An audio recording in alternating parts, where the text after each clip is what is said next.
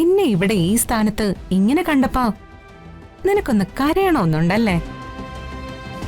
എന്നെ കരയിക്കാൻ ഇതൊന്നും മതിയാവില്ല മാഡം. ഇത് വെറും ഒരു വിവാഹ നിശ്ചയ, വിവാഹമല്ല. ഇതൊക്കെ നീ എന്തിനാ എന്നോട് പറയുന്നേ? ഞാനിവിടുത്തെ വെറും ഒരു വേലക്കാരിയാ, കുടുംബാംഗമല്ല. ഇവിടെ നടക്കുന്നത് കല്യാണമായാലും കല്യാണ നിശ്ചയമായാലും ഇവിടെ പറയുന്ന ജോലികൾ ചെയ്ത് സഹകരിക്കുക എന്നത് മാത്രമാണ് എന്റെ ജോലി. അല്ലാതെ വിശേഷങ്ങൾ തിരക്കി അറിയുന്നതല്ല. നീ ഇങ്ങനെ തോക്കി കയറി വെടിവെക്കല്ലേ. ഞാൻ പറയുന്നത് ശ്രദ്ധയോടെ കേട്ടിട്ട് ആലോചിച്ച് മറുപടി പറഞ്ഞാ മതി. നിനക്ക് മഹിയോടും മഹിക്ക് നിന്നോടുള്ള താല്പര്യം എനിക്കറിയാം. അതുകൊണ്ട് തന്നെ നിങ്ങളെ ഹെൽപ്പ് ചെയ്യാൻ എനിക്ക് പറ്റും. മറ്റുള്ളവരെ സഹായിക്കാൻ എപ്പോഴും മുന്നിട്ട് നിൽക്കുന്ന ഒരാളല്ലേ മാഡം. ഇത്രയും അധികം സഹായ മനസ്ഥിതിയുള്ള വേറൊരാളെ ഞാൻ ഇതുവരെ എന്റെ ജീവിതത്തിൽ കണ്ടിട്ടില്ല. ജന്മം നൽകിയ അച്ഛനെ വരെ സഹായിച്ച് ജയിലിലാക്കി. നീ കഴിഞ്ഞതിന്റെ പിറകെ പോവാതെ ഞാൻ പറയുന്നത് നീ ഒന്ന് ശ്രദ്ധയോടെ ആലോചിക്ക്. ഇന്നത്തെ വിവാഹ നിശ്ചയം നടന്നോട്ടെ, പക്ഷെ നിനക്ക് വേണ്ടി ഞാൻ ആ വിവാഹം മുടക്കിത്തരാം. ദക്ഷയ്ക്കായി രമാദേവി ഒരുക്കിക്കൊണ്ടിരിക്കുന്ന ഇരിപ്പിടത്തിൽ നിന്നെ ഞാൻ ഇരുത്തി ഈ കുടുംബത്തിലെ എന്റെ ഇളയറാണിയാക്കാം. കൊള്ളാം, കേൾക്കുമ്പോ നല്ല സുഖമുണ്ട്. ശരി, പറ, ബാക്കി ഇവിടെ കേൾക്കട്ടെ. നീ കളിയാക്കാതെ ഞാൻ പറയുന്നൊന്ന് നീ കേൾക്ക്.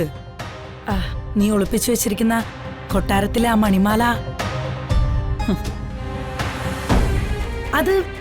അതെനിക്ക് ആ രാജകീയ മണിമാല നീ എനിക്ക് നൽകിയാൽ എന്റെ എല്ലാ പ്രശ്നങ്ങളും തീരും. ഈ വീട്ടില് എനിക്കൊരു സ്ഥാനം കൈവരും.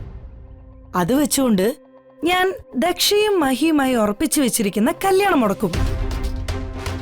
രാജകുടുംബം എന്ന് തെളിയിച്ച നിലയ്ക്ക് ഞാൻ എന്ത് പറഞ്ഞാലും അനുസരിക്കുന്ന അവസ്ഥയിലായിരിക്കും അപ്പി രമാദേവി. അതുകൊണ്ട് ഞാൻ ആവശ്യപ്പെട്ട അവര് നീയും മഹിയുമായുള്ള വിവാഹം നടത്തിത്തരും. ഇതെന്റെ വാക്കാ. എന്റെ പൊന്നു കൊച്ചു തമ്പുരാട്ടി, നിങ്ങൾ പറഞ്ഞു തുടങ്ങുമ്പോ തന്നെ മണിമാലയിലേക്ക് അത് വന്നെത്തുമെന്ന് എനിക്കറിയായിരുന്നു. ഒന്ന് മനസ്സിലാക്കിക്കോളൂ, ഇപ്പോഴും ഞാൻ മഹിസാറിനോട് ഒരു വാക്ക് പറയേണ്ടതുപോലെ പറഞ്ഞു കഴിഞ്ഞാ ഈ വിവാഹ നിശ്ചയം തന്നെ മുടങ്ങും. അതറിയാവോ? കോളേജിൽ വെച്ച് എനിക്ക് വിഷബാധ ഉണ്ടായപ്പോ മഹിസാർ എനിക്ക് വേണ്ടി പെടാൻ പാടുവിട്ട് എന്നെ ജീവിതത്തിലേക്ക് തിരിച്ചു കൊണ്ടുവന്ന കഥ ഇതുവരെ ഇവിടെ റിലീസായില്ലേ? എത്തിക്കാണും. അതായിരിക്കുമല്ലോ ധൃതി പിടിച്ചുള്ള ഈ വിവാഹ നിശ്ചയം. ഇപ്പോഴും ഇത് മുടക്കാനുള്ള ത്രാണി ഈ ചിന്നുവിനുണ്ട്. പക്ഷേ ഞാനത് ചെയ്യില്ല. കാരണം പണിയെടുത്ത് സമ്പാദിച്ച് ആഹാരം കഴിച്ച ശീലം മാത്രമേ എനിക്കുള്ളൂ. അല്ലാതെ ദാനം വാങ്ങിയോ മറ്റുള്ളവരിൽ നിന്നും തട്ടിച്ചെടുത്തോ പിച്ചച്ചട്ടിന്ന് കൈയിട്ട് വാരി തിന്നിട്ടുള്ള ശീലം മാടത്തെ പോലെ എനിക്കില്ല. അതുകൊണ്ട് ദക്ഷ മഹിസാറിനെ കെട്ടിക്കോട്ടെ. എനിക്ക് യാതൊരു വിഷമവുമില്ല, സന്തോഷം മാത്രമേ ഉള്ളൂ. കാരണം ഈ വേലക്കാരിയുടെ ദാനമാണല്ലോ അവളിനി അനുഭവിക്കാൻ പോകുന്നത്. അനുഭവിക്കട്ടെ, നന്നായി സുഖിച്ച് അനുഭവിക്കട്ടെ. എടി ചിന്നു, നീ എന്താ അവിടെ കഥയും പറഞ്ഞുകൊണ്ട് നിൽക്കണോ? അകത്ത് 100 കൂട്ടം പണിയുള്ളതാ. അന്നേ ചിന്നുവിന് ഇപ്പോഴും ക്ഷീണം മാറിയില്ലെന്ന്. അവള് കുറച്ച് റെസ്റ്റ് എടുത്തോട്ടെ എന്ന് എന്നോട് ചോദിക്കായിരുന്നു. ഇവിടെ പണിക്കാരിയല്ല പണി എടുക്കണോ വേണ്ടയോ എന്ന് തീരുമാനിക്കുന്നത്. നിനക്കൊക്കെ ശമ്പളം തരുന്നത് ഞാനാ. അകത്തേക്ക് വാ, വന്ന് പണിയെടുക്ക്.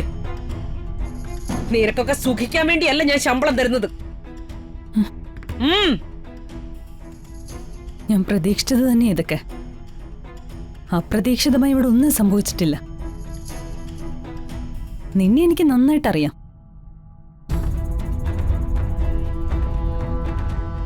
നിനക്ക് ഞാൻ മണിമാല തന്നാലും ഇതൊക്കെ സംഭവിക്കുള്ളൂ എന്നും എനിക്കറിയാം. അതുകൊണ്ട് നിന്റെ വഴി നീ നോക്കിക്കോ. എത്ര ശ്രമിച്ചാലും എന്നെ തോൽപ്പിക്കാൻ നിന്നെ കൊണ്ടാവില്ല.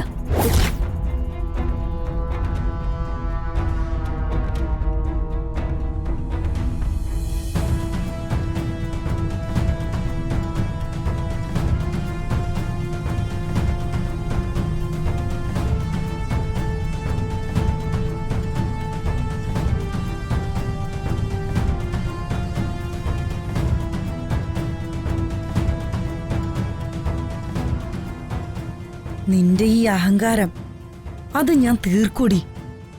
ഒരൽപ്പം ദയയ്ക്ക് വേണ്ടി നീ എന്റെ കാലിൽ വീണ് കരയും. നോക്കിക്കോ.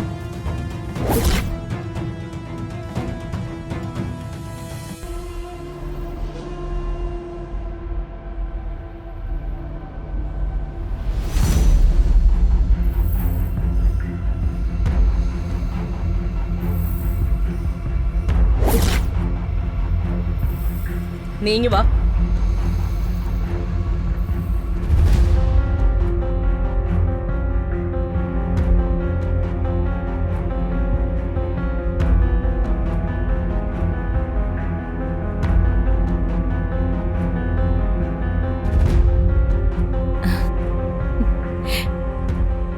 ആ, ഇതാണ് എന്റെ മരുമകൾ, എന്റെ അനന്തരാവകാശി. എനിക്ക് ശേഷം ഈ കുടുംബം ഭരിക്കാൻ പോകുന്നത് ഇവളാ. എന്റെ മഹിയുടെ പെണ്ണ്. എന്തു പറ്റി? നിന്റെ മുഖത്ത് സാധാരണ കാണാറുള്ള അഹങ്കാരവും ആ തന്റെ ഇടവും ഒന്നും കാണാനില്ലല്ലോ.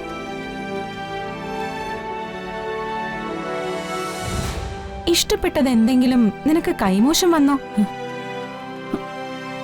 ഇഷ്ടപ്പെട്ടതെല്ലാം സ്വന്തമാക്കാൻ ഞാൻ സ്വർണ്ണക്കാരൻ്റെയായിട്ട് ജനിച്ചവളല്ലല്ലോ മാഡം.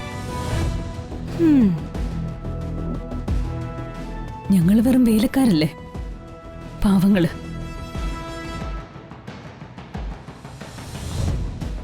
ഇപ്പോഴെങ്കിലും ആ ബോധം നിനക്കുണ്ടായല്ലോ, അത്രയും നല്ലത്.